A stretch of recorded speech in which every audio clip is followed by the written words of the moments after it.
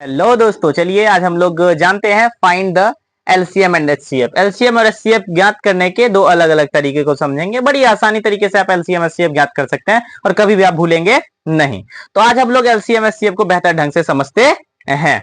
तो सबसे पहले जानते हैं एचसीएफ। एचसीएफ का फुल फॉर्म होता है highest common factor.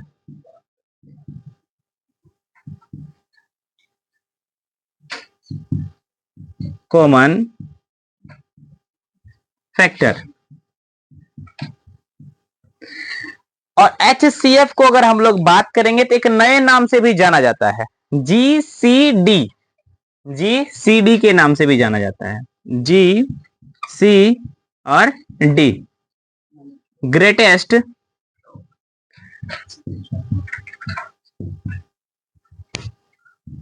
Common divisor.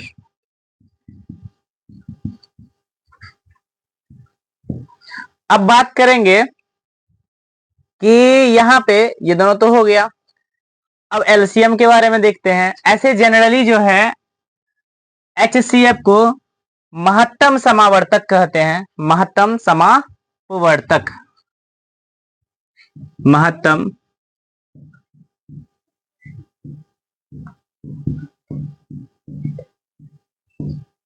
जिसे शॉर्ट में मौसौ कहते हैं।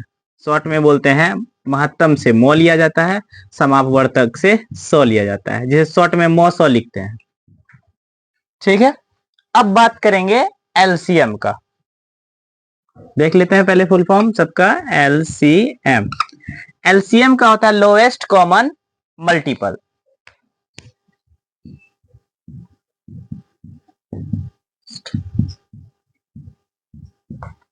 कॉमन मल्टीपल,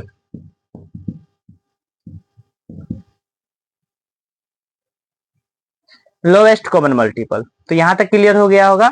अब लोवेस्ट कॉमन मल्टीपल को हम लोग लघुत्तम समावर्तक भी बोलते हैं।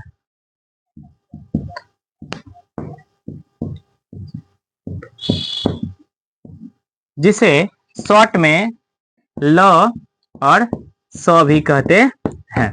ल सौ ज्ञात कीजिए, हिंदी में ल सौ लिखा हुआ रहता है।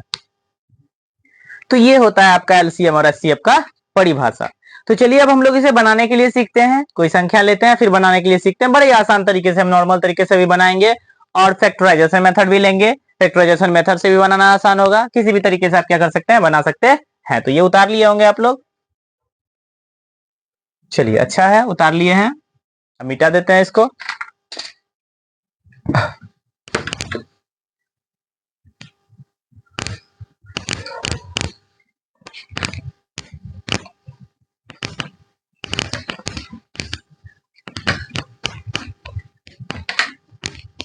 चलिए फर्स्ट हम लोग देखते हैं, एक नंबर लेते हैं कोई भी,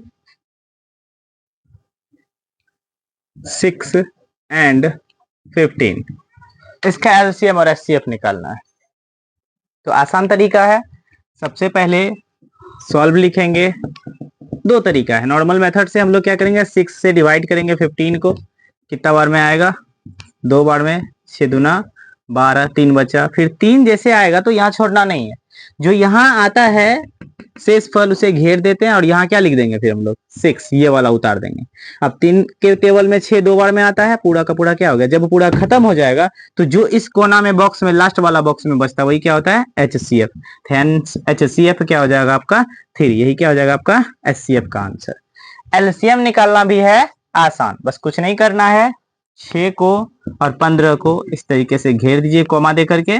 अब दोनों ऐसा एक को छोड़ करके, कौन ऐसा टेबल है जिसमें दोनों आता है, तो 2 के टेबल में 6 आता है लेकिन 15 नहीं आता है। 3 तो वो ये होगा नहीं। 3 के टेबल में 6 आता है, 15 भी आता है। तो 3 के टेबल में देखते हैं, 3 दूना 6, 3 पचे 15। अब दोनों कोई ऐसा टेबल नहीं है जिसमें दोनों कटता हो, तो इसको हम सिंपल सा क्या करेंगे, अब गुना कर देंगे। एलसीएम लिख देंगे, बराबर सबको गुना कर देंगे। 3 × 2 × 5, तो 3 दूना 6, 6 5 30। ये हो गया आपका एलसीएम। ये आपका आंसर हो गया। ये तो हो गया आपका नॉर्मल मेथड तरीके से, नॉर्मल तरीके से बना दिए। अब हम लोग बात करेंगे फैक्टराइजेशन मेथड।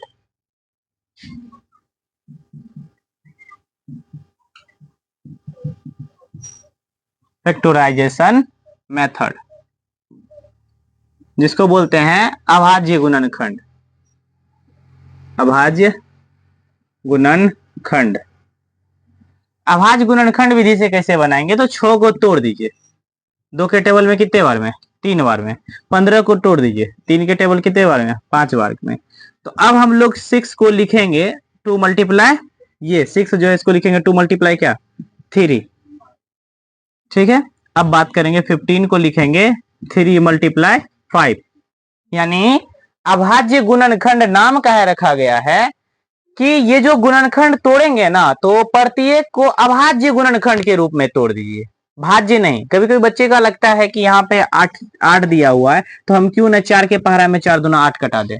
ऐसा नहीं करते हैं, क्यों, क्योंकि यहाँ इसका मतलब है अभाज्य गुणनखंड। अभाज्य मतलब ये संख्या कैसी होनी चाहिए, अभाज्य होनी चाहिए। ये संख्या कैसी है, भाज्य है। इसीलिए हम 4 से लगातार बड़ी संख्याओं से नहीं कटा सकते हैं और नहीं कटाते हैं। जनरली बोल दिया जाता है कि नहीं, 1 से बड़े वाले संख्या से कटाइए, उससे कम वाले से नहीं कटाइए। तो ये सब कोई कंसेप्ट नहीं है। कंसेप्ट है आपका क्या, कि अभाज्य गुणनखंड करना है, गुना का ऐसा टुकड़ा करना है जो अभाज्य संख्या हो। और आपको पता ही होगा अभाज्य संख्या किसे कहते हैं। अभाज्य संख्या होता है जो कि एक और खुद के अलावा किसी और से भाग नहीं लगे, एक और खुद के अलावा किसी से भाग नहीं लगे।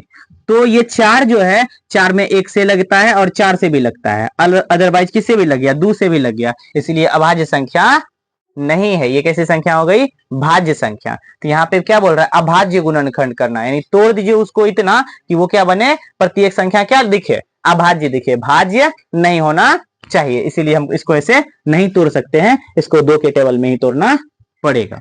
चलिए बहुत अच्छा है। अब HCF, HCF क्या होता है, HCF जो दोनों में मिलता है उसे SCF कहते हैं। देखिए दोनों में ये मिल रहा है, ठीक है, तो दोनों में से कोई एक ही लेना है, तो 3 ले लिए, यही क्या हो गया, इसका आंसर हो गया।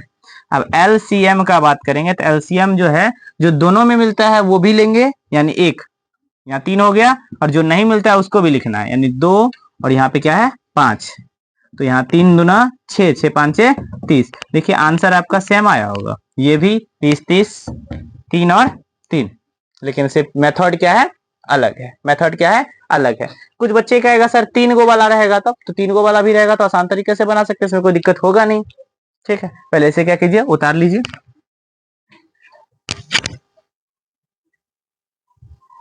चलिए अब जो है, अब देखते हैं 3 गो वाला कैसे बनाना।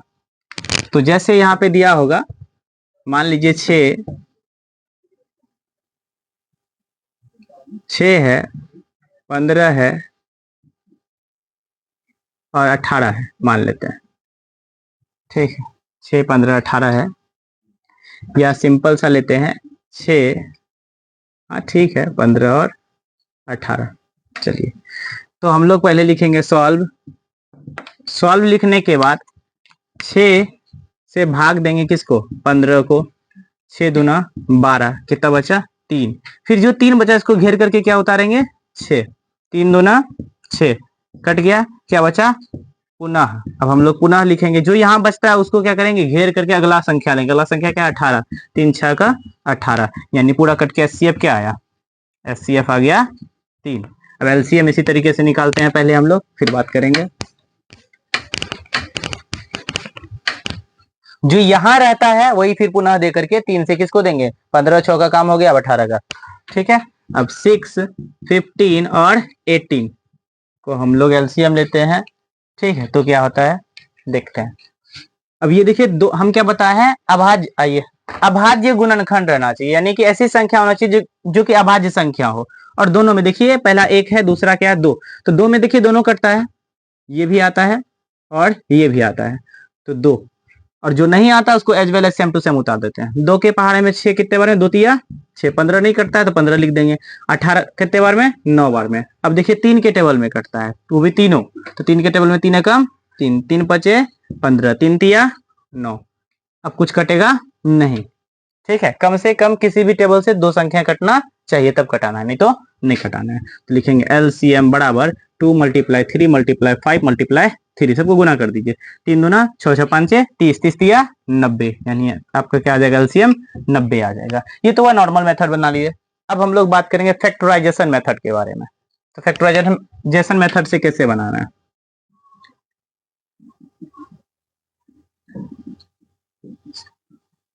मेथड, फैक्टराइजेशन मेथड कहता है सबको तोड़िए पहले। 2 के टेबल में 3 बार में 15 हो जाएगा, 3 के टेबल में 5 बार में, फिर 18 हो जाएगा 2 के टेबल में 9 बार में, 3 के टेबल में 3 बार में। अब 6 को लिख सकते हैं 2 मल्टीप्लाई 3, 15 को लिख सकते हैं 3 मल्टीप्लाई 5, 18 को लिख सकते हैं 2 मल्टीप्लाई 3 मल्टीप्लाई 3। अब HCF बराबर जो तीनों में मिलता है उसी को HCF बोलते हैं ना। तीनों में कोई संख्या मिलने वाला, हाँ सर ये है और ये है, तीनों में क्या मिल रहा है, 3 मिल रहा है। यही क्या हो गया आपका आंसर। अब LCM जो तीनों में मिल रहा है, यानी ये तीनों में मिल रहा है, ये वाला और ये वाला, खत्म हो गया, एक 3 लिख दीजिए। अब देखिए दो एक घर में मिल रहा है, एक 2 यहाँ है एक 2 यहाँ है, तो दोनों के बदले क्या करेंगे, एक के 2 लिखेंगे, दोनों के बदले क्या करेंगे, एक ही को 2 लिखेंगे। अब बचा हुआ जो है 5 और 3, तो लिखेंगे 5 और 3, तो हो जाएगा 3 दूना 6, 6 पंचे 30, 30 तिया 90, यानी कि दोनों आपका क्या हो गया, बराबर हो गया। देखिए है 3 यहाँ भी आया, ये मेथड से भी 3 आया, ये मेथड से भी 3 आया, ऐसे भी 90 आया, ऐसे भी 90 आया। तो इस तरीके से हम लोग HCF LCM देखते हैं। दो सवाल दे रहे हैं, आप बना करके इसका आंसर कमेंट कीजिए।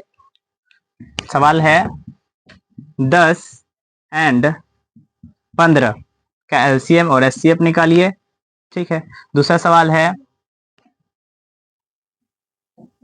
20 एंड 30, तो इसका आंसर कमेंट कीजिए। Thank you for watching. I wish you and your whole family are always be happy. Thank you. Have a nice day.